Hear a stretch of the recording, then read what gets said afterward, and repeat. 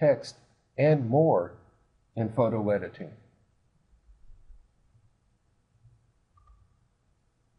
The topic's a little bit more about color, a little more about selection, including stroke, putting it all together for layers, and the file types that can save layers. Layer type, text, plus a demonstration in GIMP and Photoshop.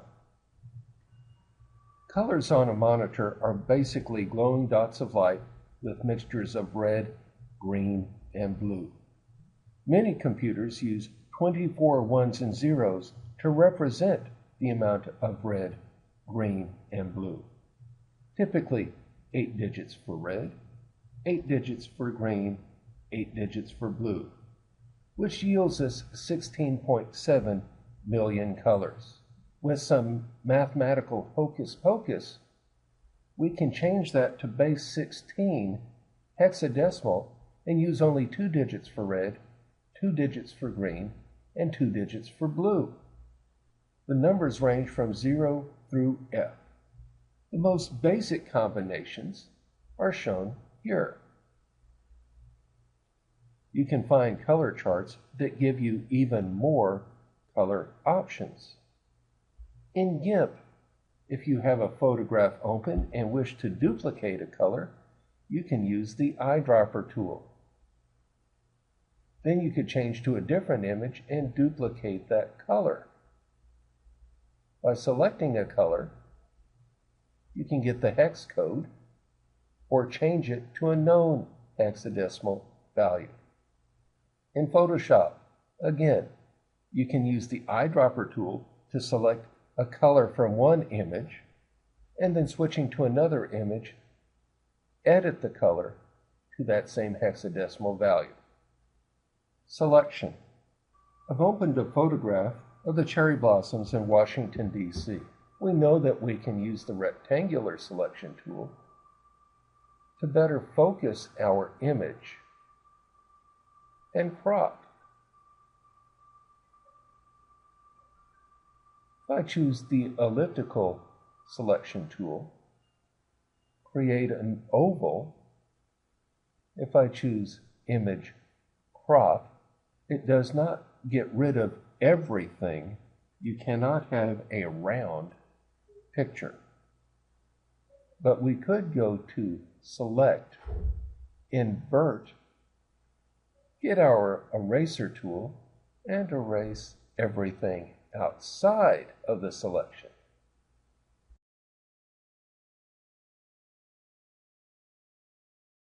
Another option, using the elliptical selection tool, we can draw an oval, edit, stroke selection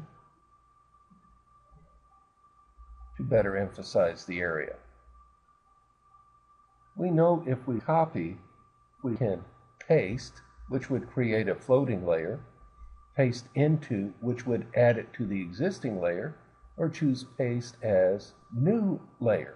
But in order for us to maintain these layers, we have to save as an XCF file.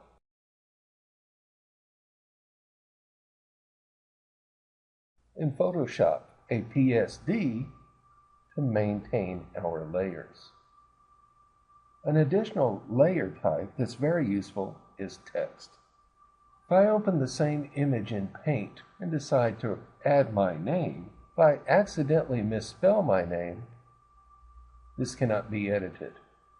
If I choose my eraser, it erases everything. In GIMP, if we choose the text tool and start typing, this creates a separate text layer. This came out too small.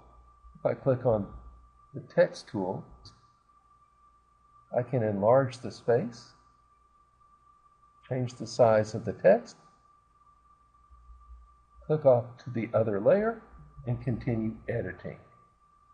This becomes a vector shape, which is editable.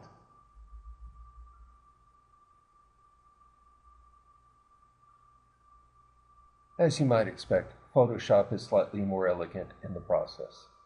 If I choose the text tool, again, my options for the text are above. Let's start with the larger font. If I type in my name, if that's not large enough, I can simply re-edit. If I don't like where the text is, I can move it. Demonstration. I've reopened the original image. What could I do to improve the image? I could choose the rectangular selection tool to crop and better center the image. I could clone additional grass to fill in and cover the leaves and litter. If I don't like the way the light is shining on my pants, I can use the paintbrush to darken that. If I don't like this street sign, I could clone part of the building, cover it up, and use the pencil tool to replace any lines of demarcation. I could use brightness and contrast with the dodge and burn tool to get rid of this darkening for the shadow at this corner.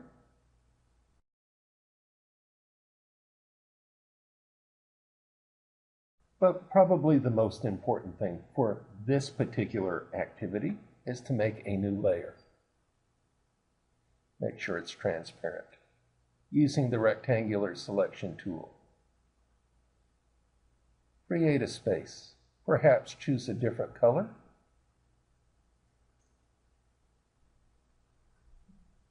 Fill the rectangular space with that color. Perhaps reset it back to black. Now that we've flooded the rectangular space with color, perhaps we could go edit stroke selection to add some definition behind that. Remember, this is a separate layer and can move independently. Choose your rectangular banner layer. Choose the text tool. Make sure you've got the right color. Draw the space you wish to use. Increase the size. Type your name. Save as an XCF to maintain the original layer, the transparent layer with the banner, and the new vector-based editable text layer. Save as an XCF. Then don't forget to export as a printable PNG or a web-optimized JPEG. In Photoshop, again, after editing, create a new transparent layer. Use your rectangular selection tool. Perhaps fill with color. Choose your text tool. Select your color. Select your typeface and size. And type your name. Save as a PSD. Then save again as a PNG or web-optimized JPEG.